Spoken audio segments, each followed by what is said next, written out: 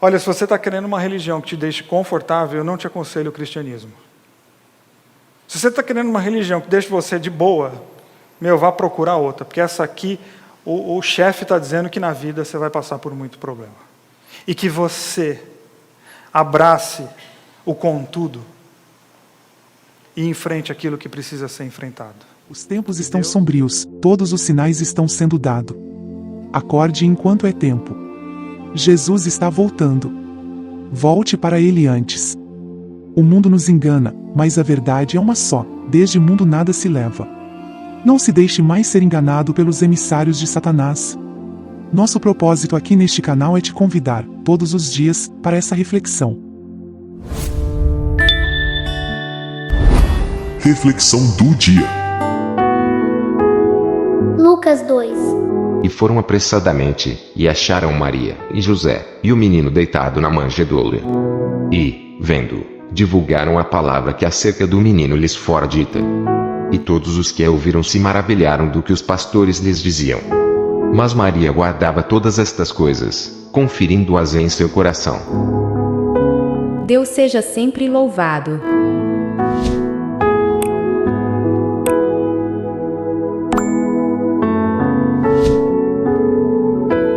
Pensarmos um pouco o que é esse cuidado de Deus que nós tanto falamos, qual que é o desdobramento disso na nossa vida e na nossa história. E para isso eu vou convidar você para lermos juntos uma poesia que está na Bíblia. Está em Deuteronômio 32, capítulo 10, a partir do capítulo 10, que eu coloquei aqui no projetor. Eu convido você a ler comigo aqui. Ele, Deus, o achou no deserto, numa terra árida e varrida pelo vento. Ele o abraçou e o encheu de cuidados, guardando-a como a menina dos seus olhos. Agiu como a águia pairando sobre o ninho, protegendo seus filhotes. Depois, abrindo as asas deles, alçando-os no ar, ensinando-os a voar. O próprio Eterno o conduziu. Não havia nenhum Deus estranho por perto. Até aí. Essa semana fez 3 anos que eu e o Ricardo cometemos a nossa maior insanidade esportiva da nossa vida. Eu ia dizer aventura, mas aquilo não é aventura, aquilo é uma insanidade. Porque nós corremos uma prova de 106 quilômetros no deserto do Saara. E o próprio Facebook me lembrou disso. E eu acabei visitando algumas fotos daquela viagem que nós fizemos. E lembrei de algumas sensações, de alguns sentimentos que tive no deserto, naquele deserto literal em que nós ficamos por volta de 5 ou 6 dias.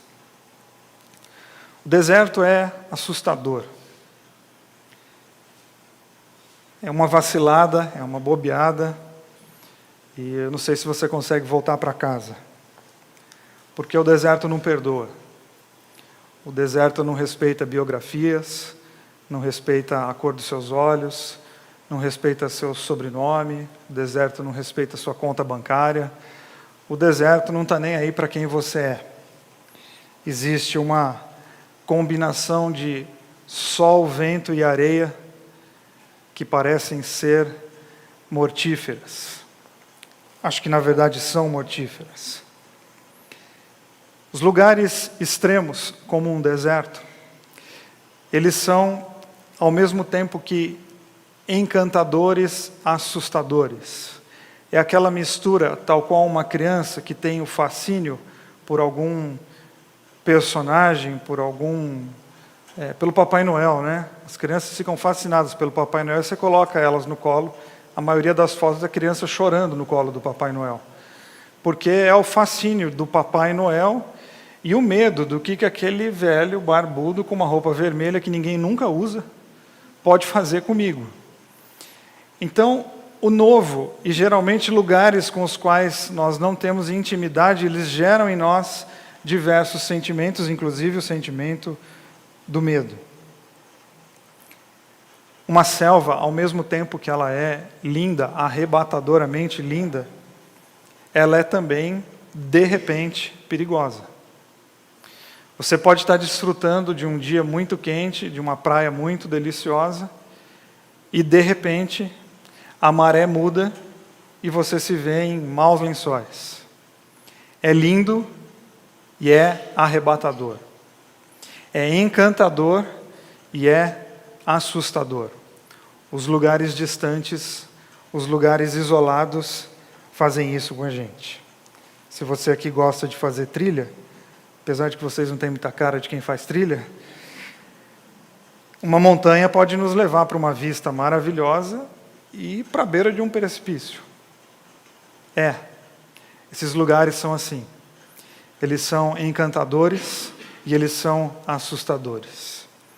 E muito do que existe dentro de mim, e muito da maneira como eu me relaciono com esses lugares, é que vai determinar se aquela experiência vai ser assustadora ou se aquela experiência será encantadora. Nós vivemos desertos. A palavra deserto ela é muito comum na nossa vida, assim como ela é comum na Bíblia. Não só como um espaço geográfico, mas como uma metáfora espiritual. Nós temos períodos desérticos. Você talvez enfrentou situações difíceis na tua vida, e apesar de estarmos vivendo numa cidade, uma selva de pedras, nós nos sentimos num deserto, como uma metáfora da falta de recursos. Eu olho para o meu problema, eu olho para o meu drama, e eu não tenho recursos para lidar com ele. Eu estou seco de possibilidades. Então o deserto, ele é, para nós, obviamente, circunstancial. Ele pode acontecer aqui hoje à noite. Talvez você chegou a esse culto em um deserto. Esse deserto pode acontecer nas pequenas casas da cidade de São Paulo ou nas grandes mansões, porque o deserto não se importa com a tua conta bancária. Pode ser que você tenha vivido ou esteja vivendo deserto no trânsito. Todo dia de manhã, quando você sai de casa, entra no carro e enfrenta a Marginal Pinheiros, e você diz: que deserto, por mais incrível que isso pareça, que solidão. Eu tenho tantas pessoas ao meu redor e não tenho ninguém comigo, porque existe uma diferença enorme entre ter pessoas ao seu lado e ter pessoas com você. Nós vivemos em São Paulo, nós temos 10 milhões de pessoas ao nosso lado. Mas isso não quer dizer absolutamente nada em relação às minhas sedes relacionais, emocionais e existenciais. Porque quem está ao meu lado não necessariamente está comigo. Assim como existem pessoas que estão geograficamente distantes de mim, mas que estão dentro de mim. Elas estão ao meu lado, elas estão comigo. E às vezes, no meio de uma cidade de 10 milhões de pessoas, eu preciso ligar para minha mãe, que mora em Recife, para eu lembrar que existe alguém comigo. É um deserto. Acompanhar uma doença sem a previsão de alívio é o deserto. Se despedir de uma pessoa que você ama, porque a morte a ceifou prematuramente, um terrível deserto. Uma pessoa com a qual tinha uma aliança com você e de repente se foi embora, um deserto. A demissão. Aquele filho que um dia admitiu a dependência química, um deserto. Aquele dia em que você tirou o resultado do exame de dentro daquele envelope e as notícias eram as piores possíveis. Um deserto se instaurou na tua vida. Deserto é um lugar de dor. Mas eu quero convidar você hoje à noite a pensar que ele também pode ser um lugar de transformação. Mas antes, e quem me escuta com frequência sabe, e para alguns eu sei que eu serei repetitivo hoje à noite, eu não sou da linha que acredita que problema é bênção disfarçada. Eu não sou da linha que diz que Deus tem seus planos estranhos e que Ele usa de coisas estranhas para nos ensinar coisas mais estranhas ainda. Não.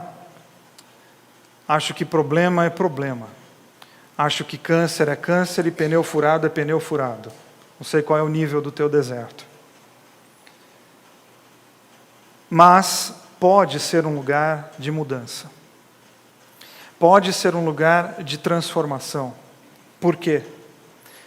Porque o deserto pode produzir em nós uma purificação, onde nós aprendemos a avaliar o que de fato tem importância na vida. Os períodos onde nós estamos suscetíveis e fracos, a gente descobre que um copo d'água basta para matar a nossa sede. A gente não precisa dos champanhes mais caros. Porque o deserto nos coloca diante daquilo que de fato tem valor. As nossas futilidades são todas colocadas de lado. Aquelas coisas que nós achamos essenciais para viver, de repente nós descobrimos que elas não passam de vaidade das vaidades. É aquilo que não faz sentido. Eu não preciso disso. Eu só estava numa lógica de achar que eu precisava, e a gente fica inventando necessidade para justificar as coisas que a gente precisa. O deserto tira isso de nós. Eu vou falar de um jeito mais prático. Você já teve pedra no rim? Eu já. Quando você tem pedra no rim, você descobre como é legal ir no banheiro e não ter pedra no rim. Entenderam agora o que eu estou falando? É isso. Pô, ir no banheiro é um negócio que eu faço toda hora. Pois é, quando você não consegue fazer, você descobre, nossa, como ir no banheiro é bom. O exemplo é ruim, mas explica um pouco do que eu estou falando em relação à nossa vida. A vida acontece numa dinâmica muito intensa e às vezes nós nos perdemos nas nossas necessidades fúteis, ajudados por uma lógica de consumo e capitalista que é o mundo em que nós vivemos. Onde nós precisamos comprar coisas que nós não precisamos, com dinheiro que nós não temos, para impressionar pessoas que nós não gostamos. O deserto vem e faz o quê? Ei, aprenda a reavaliar as tuas prioridades. Porque nos leitos terminais as pessoas não lamentam o carro que não compraram, nem a casa que não tiveram, nem a viagem que não fizeram. As pessoas lamentam os beijos que não foram dados, os eu te amos que não foram ditos, os afetos que não foram espalhados. Porque lá na UTI, a gente sabe avaliar o que tem valor na vida, porque a UTI é um deserto. E na UTI eu não fico pensando, pô, preciso trocar meu carro. Não, na UTI você fica pensando que coisa boa seria dar uma volta no parque hoje à tarde.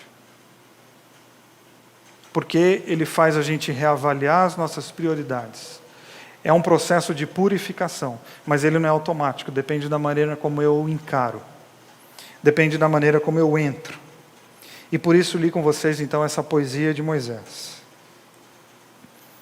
que é o resumo da peregrinação do povo de Israel durante o período que eles ficaram no deserto, depois que foram libertados do Egito, como você deve lembrar da história. Deus convoca Moisés, fala para Moisés, vai lá e avisa o faraó que as coisas vão mudar. O Moisés vai lá, avisa isso, o povo sai, foge, vem as 10 pragas do Egito, e aquela coisa toda que você nunca leu na Bíblia, talvez você já assistiu no cinema.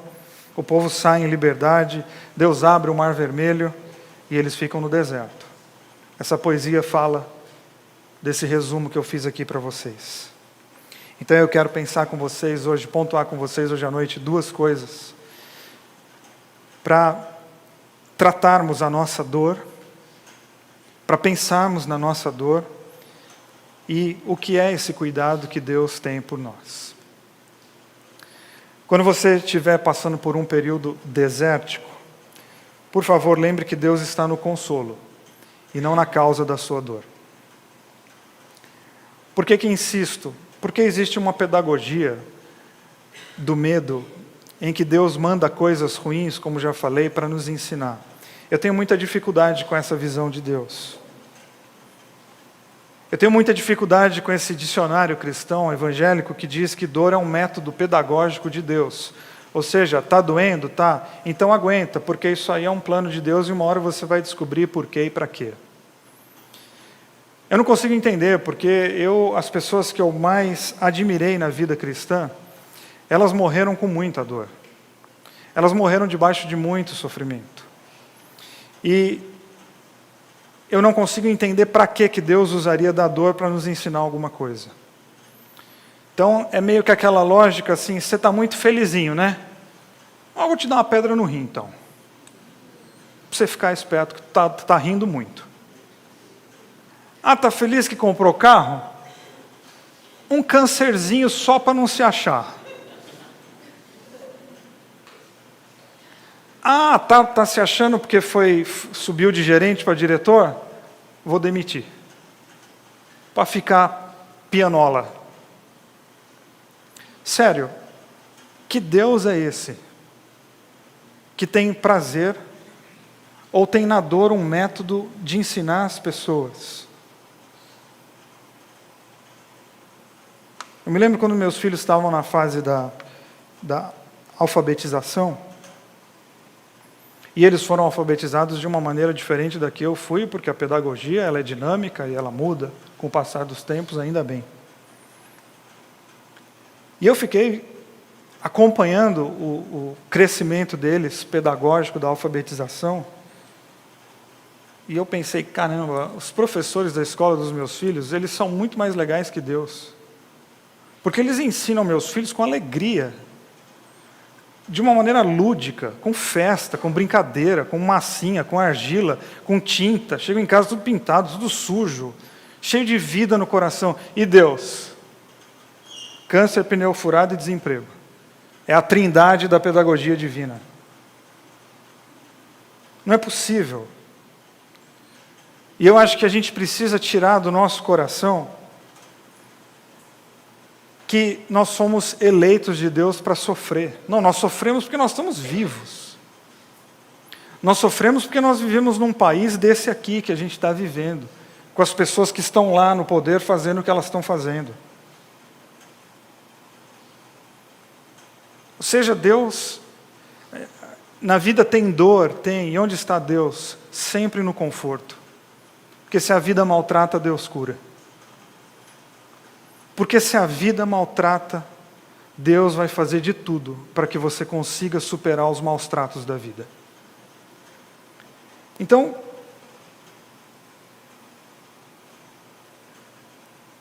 a poesia que nós lemos diz que o povo era como a menina dos olhos de Deus. Agora eu queria que você encaixasse um Deus que vê um povo como a menina dos seus olhos, fazendo essa menina dos olhos sofrer, comer o pão que o diabo amassou, para ela conseguir aprender alguma coisa na vida. Eu te digo, será que Deus não tem outros métodos? Será que Ele não tem outros caminhos para nos ensinar coisas bonitas e relevantes a respeito da vida? Salmo 23 fala sobre dor, certo?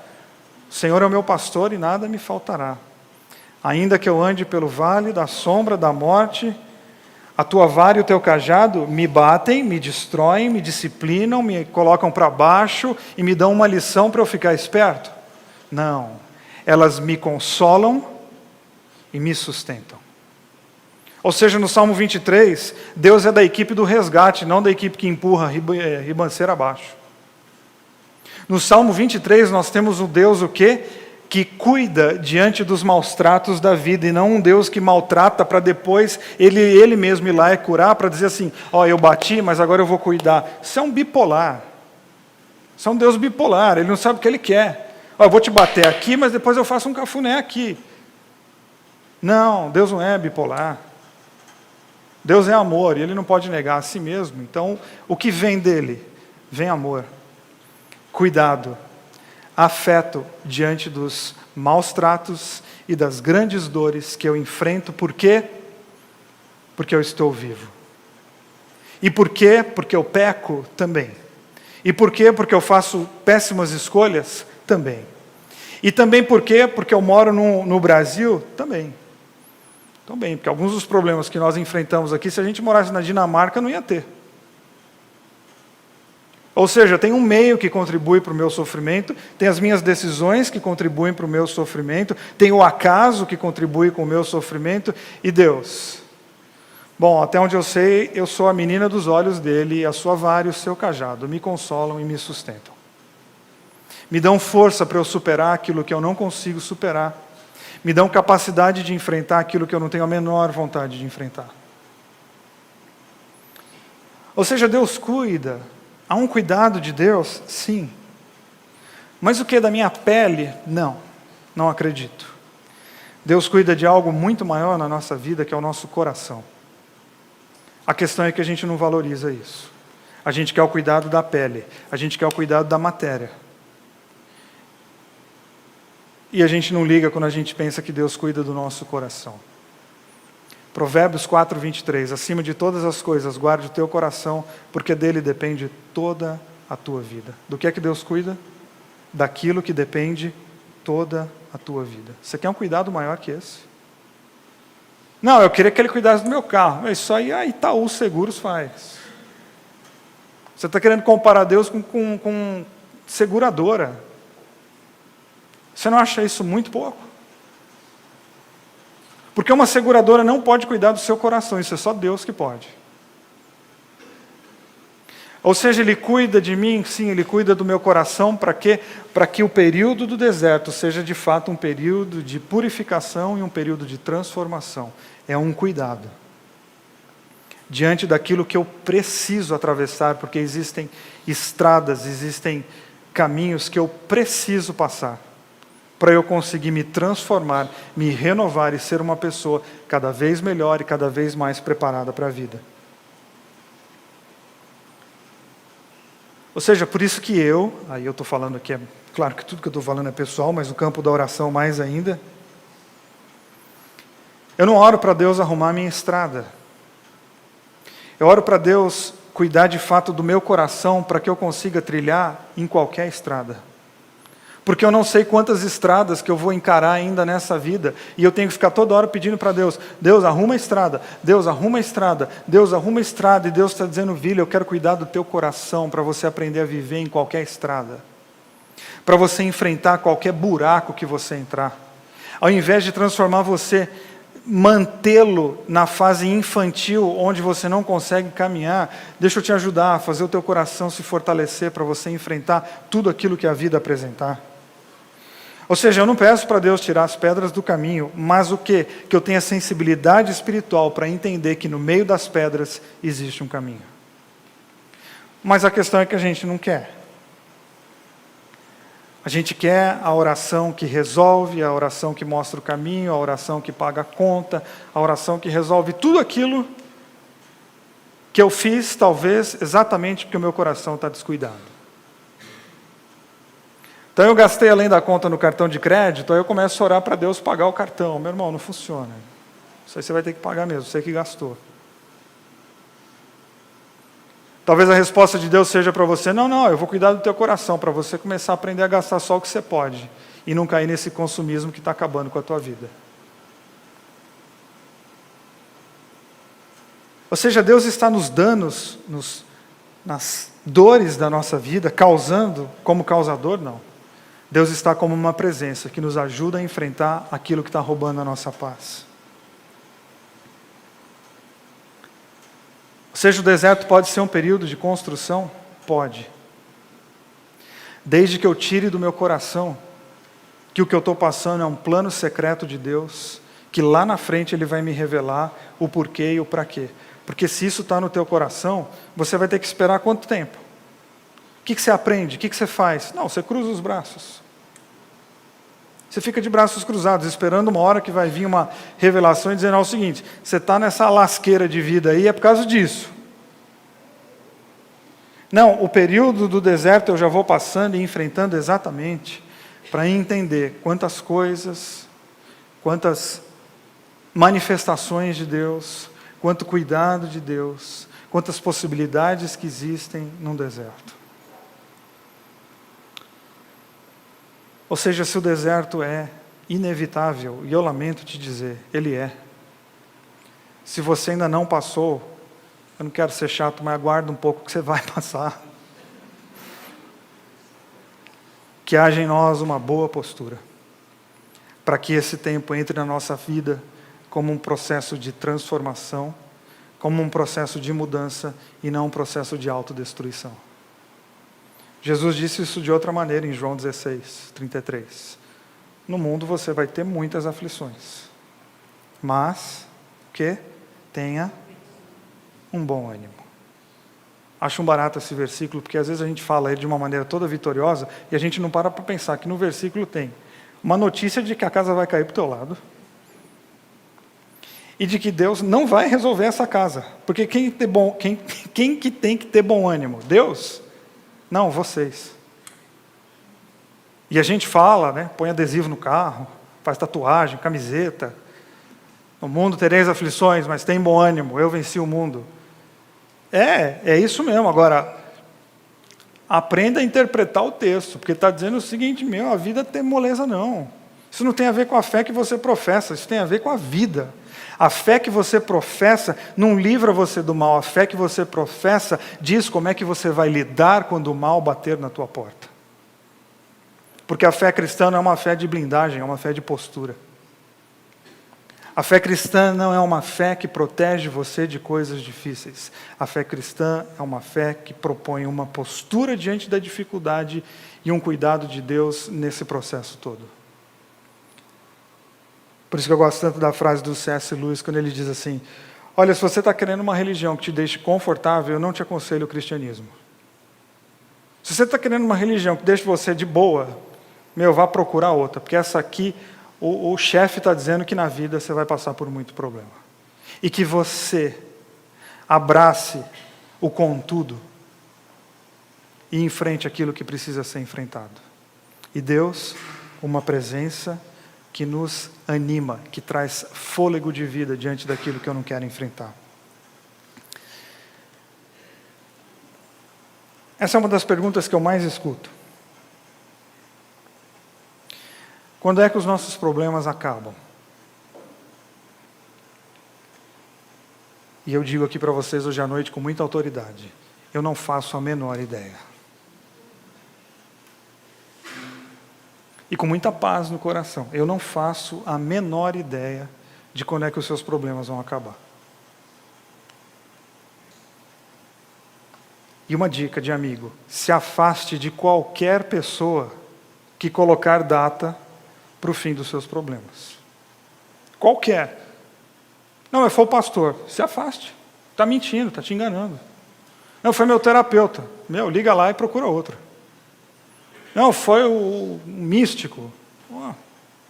Corre dele. Porque problema não sabe ver hora. Problema não tem agenda. Problema não está preso no tempo aqui, ele olhando e dizendo, já maltratei demais, né? Vamos embora.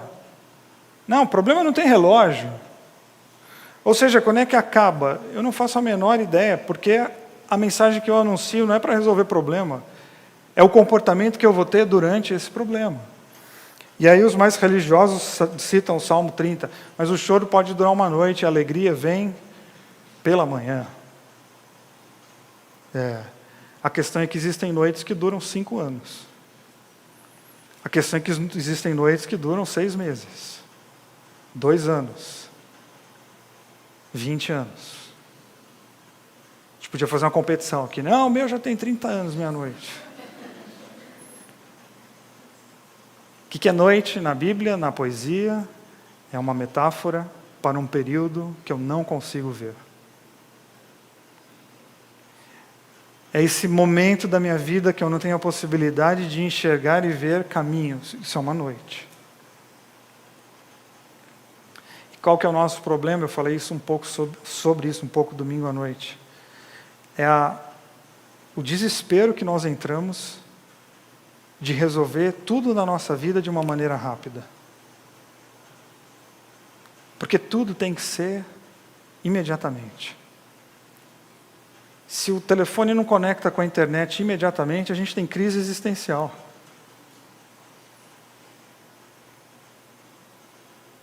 Lembra quando o telefone era de discar? Lembram? Então, quem lembra não é muito novo. Eu não lembro, eu vi no Google isso aí. Mas era o telefone que você punha o dedão lá e você tinha que ir discando os números. Se o telefone tinha muito 0, 9, 8, você ficava um dia ligando, porque até voltar e ir de novo, aí você batia errado. E pronto, você tinha que tirar um período para fazer uma ligação. E agora? Agora tem que falar, liga para o fulano, porque eu não tenho tempo de ficar mais também apertando o botão, então eu falo e ele já liga. O carro tinha que pegar, lembra? Fazia o carro pegar e deixava ele um tempo lá esquentando para sair. E agora, se o carro não pega na primeira? Esmurra o volante do carro, machuca a tua mão, o volante não resolve nada, porque nós não temos tempo. E aí a gente caiu numa lógica de tudo na nossa vida vai se resolver de uma maneira mágica.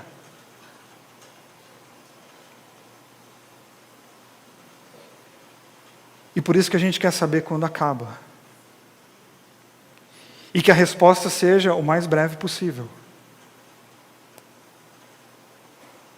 Aí por isso existem pessoas que fazem mau uso da boa fé, dizendo o seguinte, faz aqui uma campanha de 5 semanas, que teu problema vai estar resolvido no final dessa 5ª semana. Aí eu te pergunto, como é que o problema sabe que passam-se 5... Eu queria que alguém me explicasse como é que o problema sabe, putz, só temos mais uma semana para ferrar com a vida dele, hein? Vamos aproveitar. Capricha no final. Como? Como é que é isso? E aí eu fico 5 semanas indo no determinado lugar, dando uma grana violenta que eu nem tenho, porque eu estou comprando um milagre. Como é que você compra um milagre? Milagre não se compra. Milagre é quando as coisas naturais saem da ordem. Isso não se compra, senão Deus está à venda.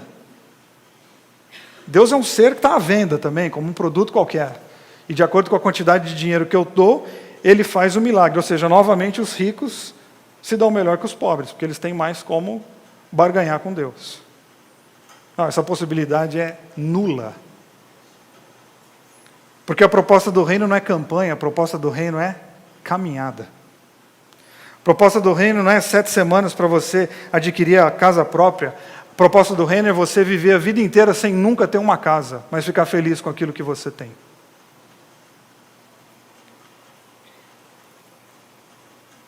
Ou seja, quando é que acaba? Eu não faço a menor ideia. Eu sei que existe uma poesia dizendo que Deus cuidou. Deus olhou como a menina dos olhos. E Deus uma hora fez como as águias. O que elas fazem? Cuidam dos filhotes e uma hora levam para cima do monte, voam e o que fazem? Soltam. Para quê? Para elas não passarem o resto da vida debaixo das asas da mãe. Por quê? Porque ela tem que aprender a voar e construir a sua própria história. Mas a mãe águia cuida? Cuida. E aprender a voar é um dos maiores cuidados que ela faz. E emancipar e dizer assim, vai viver tua vida, enfrente os seus problemas, aproveite os seus sucessos, se delicie nos seus prazeres, chore os seus lutos, ou seja, seja uma pessoa inteligente, que sabe fazer uma leitura real da vida e não fica se enganando com pílulas religiosas tontas, que geram mais ilusão do que qualquer outra coisa.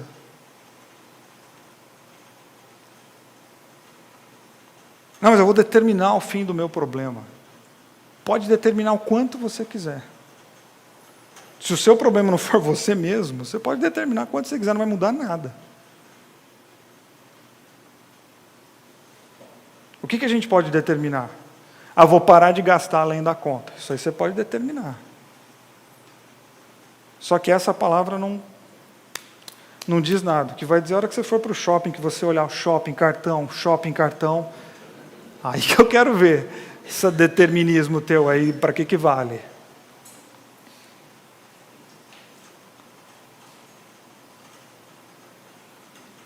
O povo no deserto não teve essa atitude de grandeza, como parece ter na poesia, porque a poesia não está falando das pessoas, a poesia está falando de Deus. A experiência no povo do deserto foi cheia de erros pesados. Porque eles queriam um Deus de resultado. E o que Deus queria? Uma caminhada. Tanto é que no momento em que Deus não respondeu o que eles queriam, na hora que eles queriam, o que eles fizeram? Um ídolo. E Deus meio que olhando para eles e dizendo: vocês estão querendo resultado, eu estou querendo relação.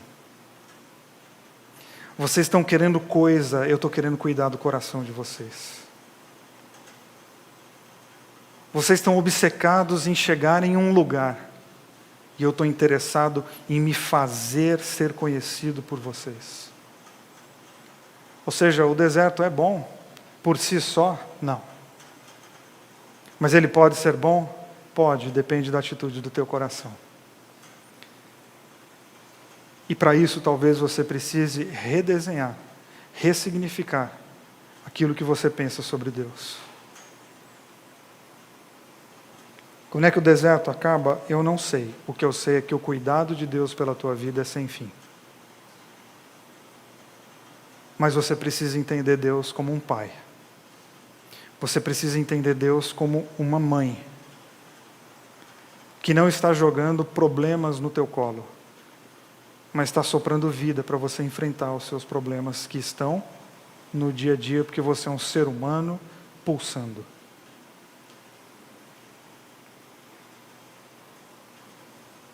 Pastor Eugene Peterson, que inclusive é o tradutor dessa Bíblia que eu uso, a Bíblia A Mensagem, li um livro dele sobre o deserto e ele termina o livro dele dizendo assim: não podemos ser ingênuos quanto ao deserto. É um lugar perigoso, mas não há como evitá-lo.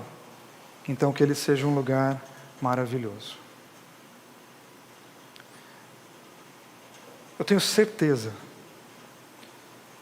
que se você entender Deus como teu aliado, como um pastor que cuida, os dias mais difíceis da sua vida vão entrar para a história como os dias mais importantes. Na hora a gente não consegue identificar isso, claro que não. Enquanto a gente está no meio da guerra, você não consegue falar: nossa, que aprendizado. Não, no meio da guerra a gente luta. Quando eu estava correndo os meus 100 quilômetros no deserto do Saara, eu tive mais momentos de raiva de mim mesmo do que de alegria. Nossa, que bom que eu vim. Falei: o que o Ricardo tem na cabeça da gente vir aqui? E por que eu entrei na dele? E hoje olho para trás e falo: que bacana, olha o que eu fiz. E a minha corrida no deserto, ela foi muito mais espiritual do que física, para mim, pessoal. Porque chega uma hora no deserto que você não tem para onde olhar, porque é tudo igual. E aí comecei, em vez de olhar para a paisagem de fora, eu comecei a olhar para a paisagem de dentro. E fiquei de frente com uma pessoa que eu nem gostava. E fiquei de frente com uma pessoa que tinha práticas que eu condenava nos outros. E depois daqueles 100 quilômetros tinha uma pessoa diferente. Mas o deserto tem que fazer isso. Tirar de mim as distrações da vida, olhar para dentro do meu coração e reavaliar quem eu sou, o que eu acredito, quem Deus é para mim, que tipo de caminhada que eu tenho, qual é a minha tradição, rever meus conceitos e aí sim conseguir entender que no deserto Deus está cuidando de mim, e porque Ele está cuidando de mim, essa pode ser uma experiência maravilhosa. Meus amigos e irmãos, as coisas mundanas, às vezes, nos faz sentir que estamos vivendo um mundo de felicidades. Não nos deixam enxergar a realidade, e ainda nos mantém na escuridão. É preciso que alguém nos chame a atenção dessas coisas, que nos faça acordar para a verdadeira vida essa, com Jesus. O momento de despertar é agora. Pare agora, e pense nisso.